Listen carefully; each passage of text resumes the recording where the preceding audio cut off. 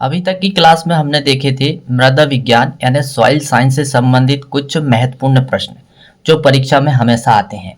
और आज की क्लास में हम क्या देखने वाले हैं? आज की क्लास में हम कुछ परिभाषाएं और मिट्टी में पाए जाने वाले सूक्ष्म जीवों की संख्या और हरी खाद के लिए कौन कौन सी फसल सबसे ज़्यादा लाभदायक होती है खेती के लिए या उपयोगी होती है, और हरी खाद के लिए कौन सी फसल सबसे ज़्यादा भूमि में नाइट्रोजन छोड़ती है, ये सारे प्रश्नों का हम डिस्कस करने वाले हैं। और एक एक प्रश्न हम बहुत अच्छे से समझने वाले हैं। और यहाँ जो है ये जो प्रश्न है जरूर इसमें से कोई एक प्रश्न पेपर में आने वाला है। नमस्कार दोस्तों, मैं सचिन राय और आपके अपने YouTube channel PAT with Sachin में एक बार फिर से आपका स्वागत है। यदि आपने मेरे चैनल को सब्सक्राइब नहीं किए हैं तो आप ज़रूर कर लें, और यदि वीडियो पसंद आता है तो एक लाइक ज़रूर करें। सब्सक्राइब इसलिए करना है क्योंकि यहाँ पर आपके लिए मैं प्रतिदिन नया नया जो है एग्रीकल्चर से संबंधित अपडेट लेके आता हूँ। तो चलिए आज क्या है हमारे प्रश्नों का सारांश में या परिभाषाएं क्या है वो हम देखते हैं। तो सबसे पहले पहला प्रश्न क्या दिया है, पहली परिभाषा, और वो ये है कि बीज निर्माण के लिए कौन सा प्राथमिक पोषक तत्व सबसे ज़्यादा उपयोगी है। तो बीज निर्माण के लिए जो है फास्फोरस जो तत्व है प्राथमिक वो सबसे ज़्यादा उपयोग होता है। ऑक्सीडेशन क्या होता है, इसका अर्थ क्या है? ऑक्सीडेशन क्या होता है, इसका अर्थ क्या है? ऑक्सीडेशन का मतलब ये होता है ऑक्सीजन के अणु का जुड़ना या इलेक्ट्रॉन की हानि होना। ऑक्सीडेशन का मतलब ये होता है या इसका अर्थ है ऑक्सीजन के अणु का जुड़ना या इलेक्ट्रॉन की हानि। फिर क्या दिया है? न्यूनीकरण। हालांकि ये ऐसी परिभाषा है जो है जब हम फर्टिलाइजर का खेत में उपयोग करते हैं तो वो जैविक क्रिया के कारण उनका ऑक्सीडेशन होता है, फिर डिनाइट्रिफिकेशन होता है, तो ये सब इन्हीं क्रियाओं के माध्यम से होता है। फिर क्या दिया है? न्यूनीकरण। न्यूनीकरण का अर्थ क्या है? हाइड्रोजन को जोड़ना या ऑक्सीजन को हटाना या इलेक्ट्रॉन की प्राप्ति। तो ऐसे कुछ परिभाषाएं हैं। अब हम कुछ महत्वपूर्ण प्रश्न देखने वाले हैं जो परीक्षा में काफ़ी बार पूछे जाते हैं। वो क्या है? सामान्य मिट्टी में सूक्ष्म जीवों की संख्या के आधार पर व्यवस्थित कीजिए। सामान्य मिट्टी में सूक्ष्म जीवों की उपस्थिति के आधार पर क्रम क्या होगा उसको जमाइए। तो यदि हम जो देखें समान मिट्टी में सबसे ज़्यादा सूक्ष्म जीवों में किसकी संख्या सबसे ज़्यादा होती है? पहले नंबर पे बैक्टीरिया, दूसरे नंबर पे एक्टिनोमाइसीट्स और तीसरे नंबर पे कवक। ये संख्या के अनुसार क्रम दिया हुआ है कि भूमि में यदि हम देखें तो बैक्टीरिया, फिर इसके बाद एक्टिनोमाइसीट्स और इसके बाद कवक, ऐसी संख्या या ऐसा क्रम होता है। फिर बहुत महत्वपूर्ण प्रश्न है कंपटीशन की दृष्टि से या कृषि की दृष्टि से। वो क्या है कि पहला एंटीबायोटिक जिसका नाम था पेनिसिलिन, इसकी खोज किसने की थी? अलेक्जेंडर फ्लेमिंग ने की थी 1928 में। किसने की थी? अलेक्जेंडर फ्लेमिंग ने 1928 में की थी। फिर क्या दिया है? किस्मों में सुधार के लिए पादप प्रजनन की सबसे पुरानी विधि कौन सी है? किस्मों में सुधार के लिए पादप प्रजनन की सबसे पुरानी विधि है चयन, जिसे हम सिलेक्शन कहते हैं। जिसे क्या कहते हैं? सिलेक्शन कहते हैं। और यह विधि जो है बहुत सारी फसलों में अपनाते हैं, जैसे कि गन्ना है, आलू है, और फिर इसके बाद में नेचुरल विधि से यदि हमें किस्मों को यदि सुधारना है तो उसमें भी यह विधि अपनाई जाती है। फिर क्या दिया है? जिंक की कमी किस मृदा में उत्पन्न होती है? यानी कि यदि हम देखें, हालांकि हम सामान्य मिट्टी में देखें तो हमारे भारतीय मिट्टी में प्राथमिक पोषक तत्व नाइट्रोजन की सबसे ज़्यादा कमी होती है, और यदि हम सूक्ष्म पोषक तत्व देखें तो जिंक की सबसे ज़्यादा कमी होती है। लेकिन बात यहाँ पर आती है कि जिंक की कमी किस मृदा में सबसे ज़्यादा होती है? तो जिंक की कमी जो है कैल्केरियस मिट्टी में सबसे ज़्यादा होती है। और अभी तो जो है प्रेजेंट में मिट्टी का एक नया गढ़ आया है जिसे बोलते हैं एंटीसोल यानी एलुवियल सॉइल, जिसे हम जलोढ़ मृदा कहते हैं। इसमें कोई भी संस्था नहीं पाई जाती है। अब इसके बाद में क्या दिया है? अगला दिया है खरपतवार संक्रमित तालाब में ज़्यादातर मछलियों की अचानक मृत्यु क्यों हो जाती है? खरपतवार, जब कोई भी जलाशय है या तालाब है वहां पर यदि जलकुंभी जैसे खरपतवार पैदा हो जाए तो वहां पर जो है मछलियां अचानक मरने लगती है। उसका कारण क्या है? उसका कारण ये है क्योंकि वो खरपतवार जो है पानी के अंदर के ऑक्सीजन को पूरा अवशोषित कर लेता है, तो मछलियों के लिए ऑक्सीजन बचती ही नहीं है, इसलिए मछलियों की अचानक मृत्यु होना प्रारंभ हो जाती है। फिर इसके बाद में हम देखेंगे अगला क्या है, जल भराव के कारण धान के खेत में किस पोषक तत्व की उपलब्धता बढ़ जाती है। कहने का मतलब आपको निश्चित ही पता होगा कि धान की खेती ऐसी भूमि में होती है जो भूमि अम्लीय होती है। तो अम्लीय भूमि में या वो अम्लीय भूमि में धान की खेती होती है, तो जल भराव के कारण धान के खेत में किस पोषक तत्व की उपलब्धता अचानक से बढ़ जाती है? अम्लीयता के कारण मैग्नीज की उपलब्धता बढ़ जाती है। किसकी उपलब्धता बढ़ जाती है? मैग्नीज की उपलब्धता बढ़ जाती है। सतह मिट्टी की तुलना में उप मिट्टी यानी सब सॉइल का स्थूल घनत्व अधिक होता है। सब सॉइल किसे कहेंगे? सतह मिट्टी यानी मिट्टी की ऊपरी परत, और सब सॉइल यानी मिट्टी की निचली परत जहां पर खनिज के द्वारा मिट्टी का निर्माण होता है, खनिज पदार्थ या पेत्रक पदार्थ पाए जाते हैं। तो सबसे ज्यादा जो है स्थूल घनत्व अधिक होता है, तो वो किसका होता है? उप मिट्टी का, सब सॉइल का होता है। फिर क्या दिया है? सक्रिय अम्लता। सक्रिय अम्लता क्या क्या होती है? ऐसी मिट्टी जिसमें जो है अम्लता का कारण क्या है? हाइड्रोजन और एल्युमिनियम, यानी यह मिट्टी के घोल में सक्रिय अम्लीय मिट्टी किसे कहेंगे? अम्लीय मिट्टी की क्या पहचान है? यह मिट्टी के घोल में हाइड्रोजन और एल्युमिनियम की उपस्थिति के कारण होती है। यदि जो है अम्लीय मृदा में अम्लीयता क्यों होती है? हाइड्रोजन और एल्युमिनियम की अचानक से उपस्थिति बढ़ने के कारण मिट्टी कैसी हो जाती है? सक्रिय अम्लीय हो जाती है। फिर आगे क्या दिया है? मिट्टी की बनावट यानी सॉइल टेक्सचर। मिट्टी की बनावट यानी सॉइल टेक्सचर मिट्टी की एक अंतर्निहित संपत्ति है जिसे बदला नहीं जा सकता। बिल्कुल सही, मिट्टी की जो बनावट है उसे बदला नहीं जा सकता, अंतर्निहित संपत्ति कहलाती है।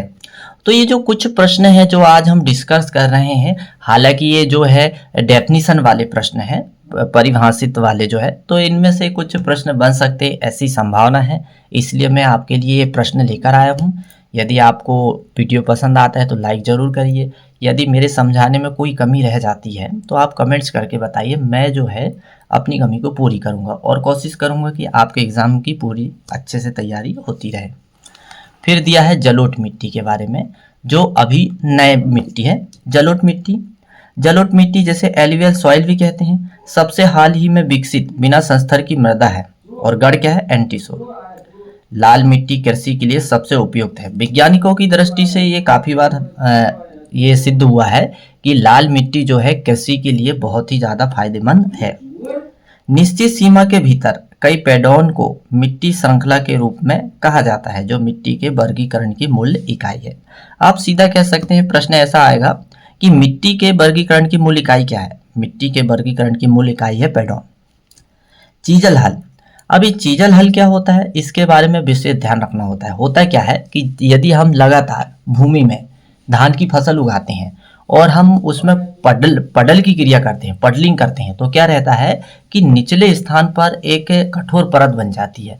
उस परत को तोड़ने के लिए ऐसे हल का उपयोग किया जाता है जिसमें बड़े बड़े पंजे होते हैं, और ये ऐसा हल है जो 60 से 70 सेंटीमीटर गहरी तक कठोर मिट्टी को तोड़ने में काम आता है, और ये ज़्यादातर जो है धान के खेतों में ही उपयोग होता है। तो चीजल हल कुल मिला के निचली कठोर परत को तोड़ने के लिए ही काम आता है। अब हम क्या देखने वाले हैं? समान जुताई में हल। कहने का मतलब ये हुआ, जब हम समान जुताई करते हैं तो उसमें हल का उपयोग होता है, लेकिन हम द्वितीयक जुताई करते हैं तो हैरो का उपयोग होता है। किस द्वितीयक जुताई करते हैं तो किसका उपयोग होता है? हैरो का उपयोग होता है। कहने का मतलब ये हुआ कि यदि हम प्राथमिक जुताई, द्वितीयक जुताई क्या होती है, प्राथमिक कल्टीवेशन, सेकेंडरी कल्टीवेशन क्या होता है? तो प्राथमिक जुताई उसे कहते हैं, या प्राथमिक कर्षण क्रिया। फसल की बुआई से पहले जो भी खेती में कर्षण क्रिया की जाती है उसे प्राथमिक कर्षण क्रिया या प्राथमिक भू परिष्करण कहा जाता है। लेकिन फसल की बुआई के बाद जो भी खेत में क्रिया की जाती है उन्हें द्वितीयक भू परिष्करण कहा जाता है, जैसे निंदाई गुड़ाई करना, मिट्टी चढ़ाना, अर्थिंग अप करना, ये सब क्या है? द्वितीयक जुताई कहलाती है। फिर क्या दिया है? शून्य जुताई, जीरो टिलेज। तो जीरो टिलेज में क्या होता है? जीरो टिलेज में केवल जो है मिट्टी में जुताई ना करके सीधे जो है सीडड्रिल के माध्यम से बीजों की बुआई की जाती है। और सबसे पहले यह अवधारणा प्रारंभ कहाँ से हुई? मतलब सबसे पहले जीरो टिलेज किस देश ने अपनाया? तो सबसे पहले जीरो टिलेज जो है यूएसए ने अपनाया। अब क्या होता है जीरो टिलेज में, या हम शून्य जुताई भी कहते हैं।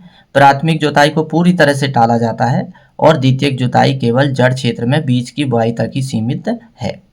अब हम देखने वाले हैं सॉइल एरोजन। अब ये सॉइल एरोजन क्या होता है? सॉइल एरोजन यानी मिट्टी का कटाव। सॉइल एरोजन यानी क्या होता है? मिट्टी का कटाव। अब पानी या हवा के द्वारा मिट्टी के कण एक स्थान से दूसरे स्थान में परिवर्तन होना या स्थानांतरित होना क्या कहलाता है? मृदा अपरदन कहलाता है या मिट्टी कटाव कहलाता है। क्या कहलाता है? मृदा अपरदन या मिट्टी कटाव कहलाता है। अब ये इससे हानि क्यों होती है? क्योंकि मिट्टी के जो ऊपरी परत होती है तो वो ही परत में कार्बनिक पदार्थ और उर्वरता पाई जाती है। जब वो ऊपरी परत एक स्थान से दूसरे स्थान पर स्थानांतरित हो जाती है तो मिट्टी की जो है उर्वरता कम हो जाती है और जो पोषक तत्व है वो भी जो है एक स्थान से दूसरे स्थान पर चले जाते हैं। तो इससे क्या रहता है? या तो भूमि बंजर होने लगती है या फिर जो है फसलों की उत्पादकता घट जाती है। फिर क्षेत्र क्षमता किसे कहेंगे? क्षेत्र क्षमता में विशेष ध्यान देना है कि फील्ड कैपेसिटी क्या होती है? तो बहुत ध्यान से ये प्रश्न समझना है क्योंकि ये काफ़ी बार जो है पूछा जाता है कि क्षेत्र क्षमता बताइए क्या होती है और कितने एटम्स पर पेड़ पौधे को पानी प्राप्त होता है, ये भी काफ़ी बार पूछा जाता है। तो चलिए हम देखते हैं क्षेत्र क्षमता। अब क्षेत्र क्षमता देखिए क्या होता है, बहुत अच्छे से समझेंगे। क्षेत्र क्षमता यानी 1/3 एटम से स्थायी मिलानी गुणांक यानी 15 एटम के बीच में रखने वाली केशिका के पानी का अंश उपलब्ध पानी के रूप में जाना जाता है।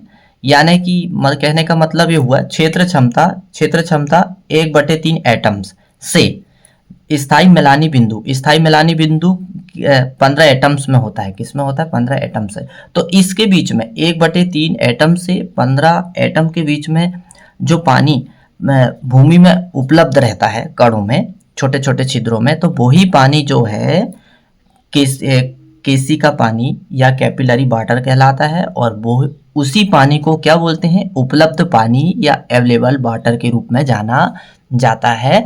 और यह पानी जो है पेड़ पौधों के लिए बहुत ही ज़्यादा फायदेमंद होता है। इसी से पेड़ पौधे अपना जीवन चक्र पूरा करते हैं। अब जुताई क्या होती है? टिलेज सतह की परत को ढीला करने के लिए मिट्टी का यांत्रिक हेरफेर और बीज के अंकुरण के लिए अनुकूल स्थिति लाता है। यह क्या कहलाता है? टिलेज कहलाता है। अब क्या दिया है? टिल्थ किसे कहते हैं? एक्चुअल में टिल्थ की परिभाषा क्या होती है? पौधे की वृद्धि के संबंध में मिट्टी की भौतिक स्थिति। टिल्थ किसे कहेंगे? पौधे की वृद्धि के संबंध में मिट्टी की भौतिक स्थिति क्या कहलाती है? टिल्थ कहलाती है। पौधे की वृद्धि के संबंध में मिट्टी की भौतिक स्थिति क्या कहलाती है? टिल्थ कहलाती है। अब क्या दिया है? वायु कटाव यानी वायु के द्वारा मिट्टी का कटाव कितने प्रकार से होता है? 3 प्रकार से होता है। तो सबसे पहला कटाव क्या है? उच्छलन जो होता है हवा हालांकि वायु के द्वारा जो मिट्टी का कटाव 3 प्रकार से होता है, तो सबसे ज्यादा किससे होता है? उच्छलन से होता है। कितने प्रतिशत होता है? 75% होता है। फिर इसके बाद निलंबन और फिर इसके बाद सतह रेंगना। ये 3 कटाव आपको ध्यान रखना पड़ेगा जो वायु द्वारा होते हैं। कभी कभी पूछ लेता है कि प्राथमिक कटाव कौन सा है, द्वितीयक कटाव कौन सा है और तृतीयक कटाव कौन सा है, ऐसा करके पूछता है। क्रम भी पूछ लेता है कि क्रम से जमाइए। तो प्राथमिक जो कटाव जो दिया है उच्छलन है जो हवा के द्वारा 75% होता है, द्वितीय है निलंबन और तृतीय है सतह रेंगना। अब देखेंगे पानी के द्वारा कटाव या क्षरण, ये 4 प्रकार का होता है। सबसे पहले कौन सा होता है? बूंद, जिसे क्या बोलते हैं? स्प्लेश। फिर दूसरा होता है सीट, तीसरा होता है रील और चौथा होता है गली। अब बात यहाँ पर आती है कि प्रश्न यदि पूछेगा तो कैसे पूछेगा? प्रश्न यदि पूछता है तो ऐसे पूछता है कि पानी के द्वारा जो मिट्टी का कटाव होता है तो वो कौन सा कटाव है, जो नाम बताइए जो जिससे सबसे ज्यादा हानि होती है, ये हमसे पूछता है। तो वो कौन सा कटाव है? सीट कटाव। कौन सा है? सीट। यह जो है समझ नहीं आता है किसानों को, सीट कटाव जो है यह कटाव की सबसे हानिकारक अवस्था है। क्या है? कटाव की सबसे हानिकारक अवस्था है। और सबसे लास्ट स्टेज कौन सी है? गली स्टेज है। कौन सी है? गली। तो ये आपको ध्यान रखना पड़ेगा। गोभी बोरान विषाक्तता के लिए अत्यधिक संवेदनशील है। कहने का मतलब ये हुआ, यदि बोरान की कमी होती है तब तो लक्षण समझ में आने लगते हैं, लेकिन यदि थोड़ी सी भी अधिकता हो जाए तो ये जो है बोरान की अधिकता को बिल्कुल सहन नहीं कर पाती है। ये बात आपको ध्यान रखना चाहिए। तो जब भी हम गोभी की खेती करते हैं तो हमें एक बार मिट्टी का परीक्षण करके गोभी बोरान के बारे में निश्चित ही पता कर लेना चाहिए। अब बहुत महत्वपूर्ण प्रश्न हमारे सामने आया है और वो क्या है? इनहेबिटर। इनहेबिटर क्या होते हैं? इनहेबिटर वो रसायन होते हैं या वो पदार्थ होते हैं जो भी हम फर्टिलाइजर भूमि में देते हैं तो उनको प्रोड्यूस करने में या उनको थोड़ी थोड़ी मात्रा में रिलीज करने में सहायक होते हैं, और ये जो है वातावरण में जो है नाइट्रोजन को उड़ने नहीं देते हैं। जैसे मान लीजिए हम यूरिया डालते हैं तो यूरिया में नाइट्रोजन पाई जाती है, तो नाइट्रोजन ये गैस के रूप में पाई जाती है। तो जैसे ही हम भूमि में डालते हैं नाइट्रोजन तो वो कुछ मात्रा में मिलती है और कुछ गैस के रूप में विनाइट्रिफिकेशन की क्रिया होती है और वो उड़ जाती है। तो ये क्रिया को रोकने के लिए इनहेबिटर का उपयोग किया जाता है। किनका उपयोग किया जाता है? इनहेबिटर का, ताकि जो है पूरी उर्वरक की मात्रा पेड़ पौधों के द्वारा अवशोषित हो जाए। तो सबसे पहले यूरिएज इनहेबिटर है। यूरिएज यानी यूरिया के लिए कौन सा इनहेबिटर है? एग्रोटेन है। कौन सा है? एग्रोटेन। और दूसरा और कौन सा है? NBPT। और भारत में एन सर्व के नाम से जाना जाता है। और इनको किस नाम से जाना जाता है? भारत में एन सर्व के नाम से जाना जाता है। हाल ही में ATS और भी एक निकाला गया है इनहेबिटर, ATS, जिसे अमोनियम थियोसुलेट कहते हैं। क्या कहते हैं? अमोनियम थियोसुलेट एक यूरिएज अवरोधक के रूप में नया उत्पाद है। अब आगे क्या दिया है? फास्फोरस के बारे में दिया है। फास्फोरस के जो रूप है जो पौधों को मिलते हैं, कैसे मिलते हैं? अम्लीय मिट्टी के आधार पर, क्षारीय मिट्टी के आधार पर जो प्राप्त होते हैं, तो उनके बारे में हम देखने वाले हैं। अब हमारे सामने क्या है? पहला फास्फोरस का रूप क्या है? H2PO4। H2PO4 ये फास्फोरस का प्रथम रूप है। अब ये जो है अम्लीय भूमि में ज़्यादा प्राप्त होता है। अम्लीय भूमि यानी 6.5 या उससे कम अम्लीय भूमि ऐसी हो जिसका pH मान 6.5 या उससे कम हो, तब सबसे अधिक अवशोषित होता है। तब ये जो बाउंड जो है फास्फोरस का, ये सबसे ज़्यादा पेड़ पौधे अवशोषित करते हैं, तो इस रूप में करते हैं।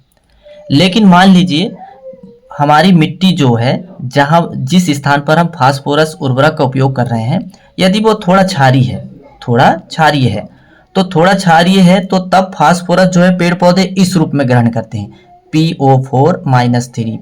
इस रूप में वो क्या करते हैं? ग्रहण करते हैं। अब अगला क्या दिया है? यदि हम तुलना करें H2PO4 की तुलना में HPO4 की अवशोषण होने की दर बहुत धीमी होती है। कहने का मतलब ये वाला जो रूप है, इसकी तुलना यदि इस रूप से की जाए तो अवशोषण होने की दर बहुत धीमी होती है। इसकी तुलना में इसके अवशोषण होने की दर बहुत धीमी होती है भूमि के अंदर। तो ये भूमि में जो है pH मान के pH का बहुत प्रभाव पड़ता है फास्फोरस उर्वरक के ऊपर। इसलिए यदि उदासीन यदि मिट्टी है तब तो जो है फास्फोरस बहुत आसानी से पेड़ पौधों को प्राप्त हो जाता है, लेकिन यदि ज़्यादा अम्लीय हो या ज़्यादा क्षारीय हो तब वहाँ पर थोड़ी सी दिक्कतें होने लगती है।